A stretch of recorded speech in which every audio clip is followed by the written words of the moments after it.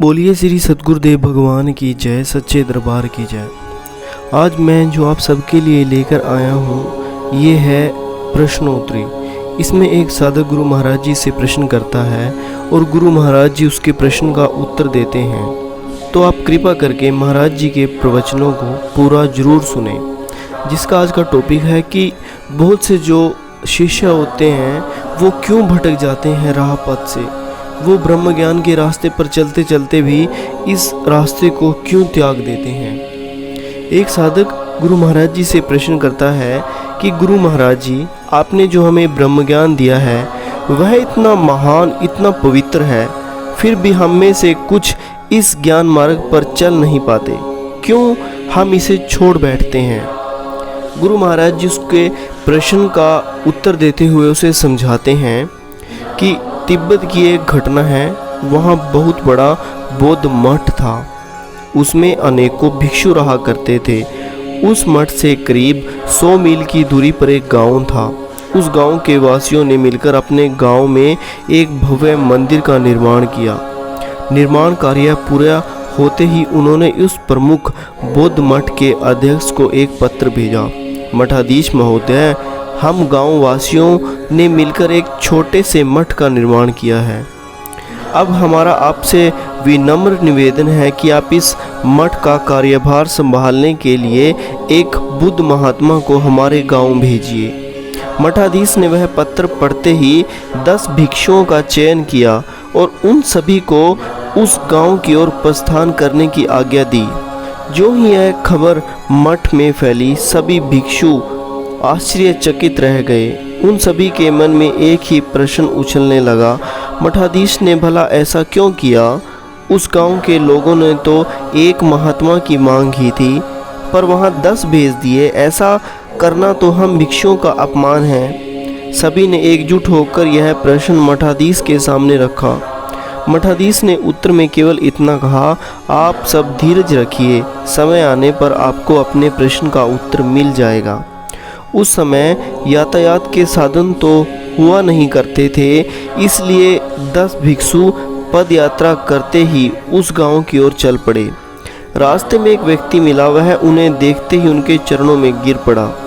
रोते हुए बोला, मुझ पर कृपा कीजिए, केवल आप ही मेरी समस्या को सुलझा सकते हैं। एक भिक्षु ने पूछा, क्या हुआ, आप इतने व्याकुल क्यों हैं। अब तो वह सज्जन उसी भिक्षु के चरण पकड़कर बोला, हे महात्मा, यूं तो ईश्वर की मुझ पर अपार कृपा है।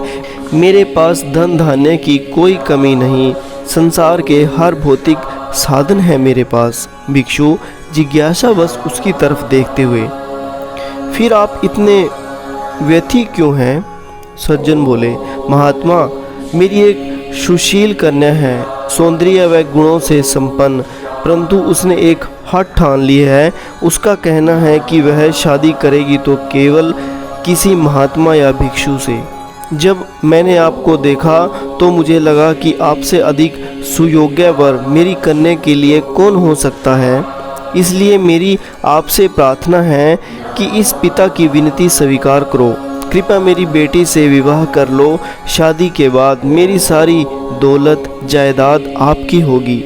इस प्रकार उस सज्जन ने भिक्षु को बहुत से प्रलोभन दिए और वह भिक्षु उनमें फंस गया।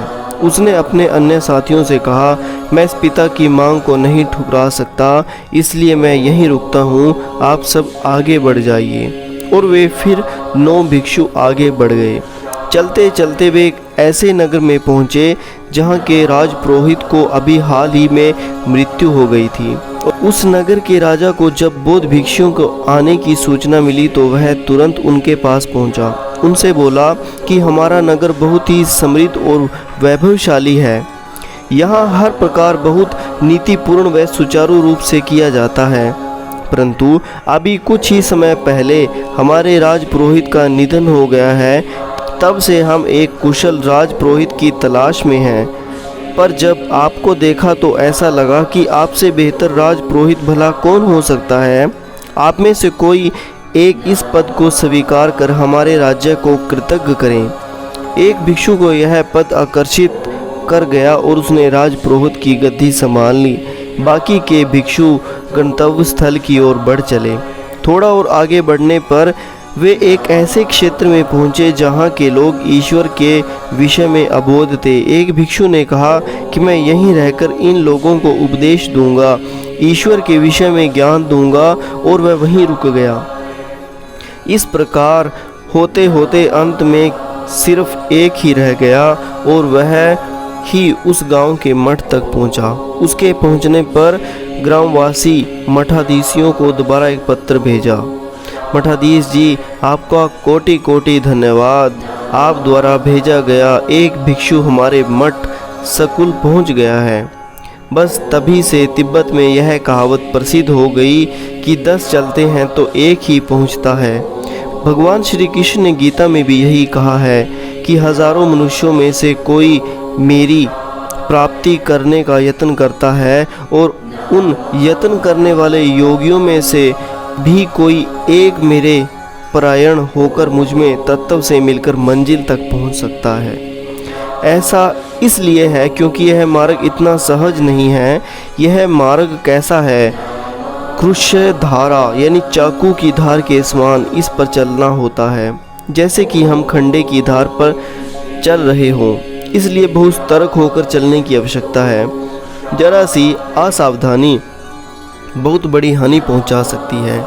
जैसे कि ऊंचे पहाड़ पर चढ़ना हो तो सकरी पगडंडियों से होकर गुजरना पड़ता है, और यदि पैर फिसल भी जाए तो सीधा नीचे खाई में जाकर गिरेंगे। ठीक ऐसे ही इस उत्थान यात्रा में भी कदम कदम पर संघर्ष है। इनमें हमें हर पल अपने विकारों से युद्ध करना है, अपने व्यसनों से, कुविचारों से लड़ना है। ब्रह्म शत्रुओं को परास्त करना फिर भी आसान है, पर मन के विकारों पर विजय पाना सच में दुष्कर है। इसलिए तो कहा, मन जीते जग जीते। इस मन को जीतने के लिए पूरा उत्साह और जोश चाहिए। ठंडा ठंडा सुस्त सुस्त होकर चलने से बातें नहीं बनेगी। आपको अपने ऊपर कड़ी निगरानी रखनी होगी। कहते हैं कि एक जीव पर 4 कृपाएं होती हैं। पहली कृपा ईश्वर करते हैं मानव का चोला देकर। 84 लाख योनियों में जीवात्मा भटकने को विवश है। ये सब योनियां भोग योनियां हैं। जब ईश्वर कृपा करते हैं तो जीव को मानव का तन मिलता है। यही एक ऐसा चोला है जिसमें कर्म करने की स्वतंत्रता है। मानव ज्ञान मार्ग पर चलकर स्वयं को आवागमन से मुक्त कर सकता है। दूसरी कृपा मानव पर करते हैं संत महापुरुष, सदग्रंथ रूपी अमूलक धरोहर मानव को देकर। ये ग्रंथ कुंजी है, ऐसी कुंजी जिसमें मानव अपने लक्ष्य को जान पाता है और उसको प्राप्त करने की युक्ति को भी। परंतु यदि आपके पास केवल चाबी है और वह ताला नहीं है जिसमें वह चाबी लग सकती है, तो चाबी होने का भी क्या लाभ? फ़ायदा तो तब है जब आपको कोई ऐसा व्यक्ति मिले जो आपको ताला भी दिखा दे, उस ताले में चाबी लगाने की युक्ति भी दिखा दे। तभी तो आप उस ताले को खोलकर भीतर प्रवेश कर पाएंगे। कहने का भाव है कि इन ग्रंथों से आपने जान लिया है कि आपका लक्ष्य ईश्वर को पाना है और वह ब्रह्म ज्ञान द्वारा संभव है, परंतु इतनी सूचना पर्याप्त नहीं है। अब आपको कोई ऐसा चाहिए जो आपको ज्ञान प्रदान कर दे, और यह तीसरी कृपा पूर्ण गुरु किया करते हैं। अब आप देखेंगे कि पहली कृपा ईश्वर ने मानव तन देकर की, दूसरी कृपा महापुरुषों ने सदग्रंथ देकर, तीसरी कृपा सदगुरु ने ब्रह्म ज्ञान देकर, लेकिन चौथी कृपा आपको स्वयं अपने ऊपर करनी होगी, और यह होगी इस ज्ञान मार्ग पर कटिबद्धता से चलने की। तभी आप मंजिल पर पहुंच सकोगे। आपको एक चित्त एकाग्र होकर इस ज्ञान मार्ग पर चलना है, कहीं दाएं बाएं नहीं देखना।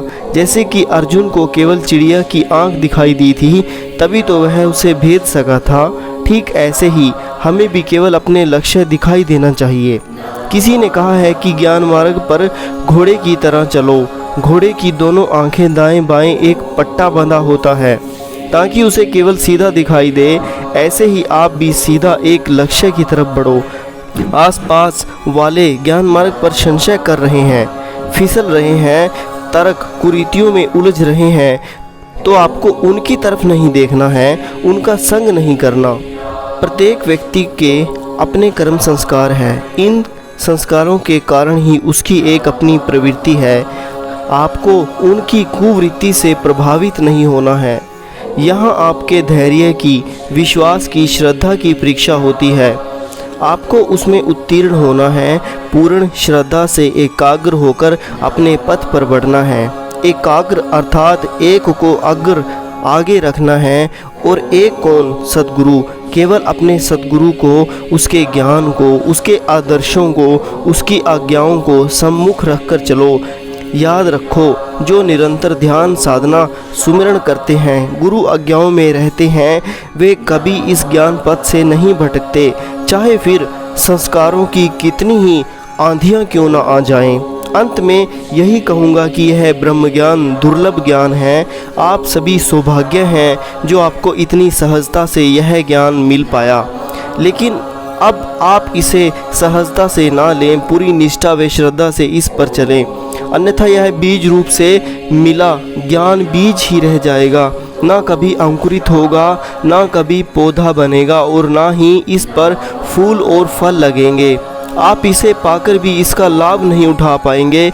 पर यदि आप प्रयास करोगे, निरंतर साधना सेवा करेंगे, पूरे उत्साह से गुरु आज्ञाओं में चलोगे, तो देखना बीज रूप में मिला यह ज्ञान एक दिन कल्प वृक्ष बन जाएगा। एक ऐसा कल्प वृक्ष जो केवल आपके इस जीवन को सुखद व आनंद करेगा, बल्कि आपको मोक्ष फल देने तक की सामर्थ्य रखेगा। इसलिए डटकर ज्ञान मार्ग पर चलो।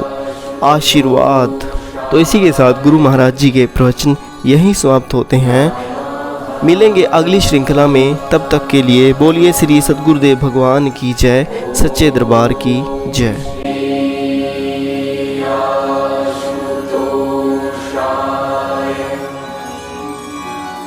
No.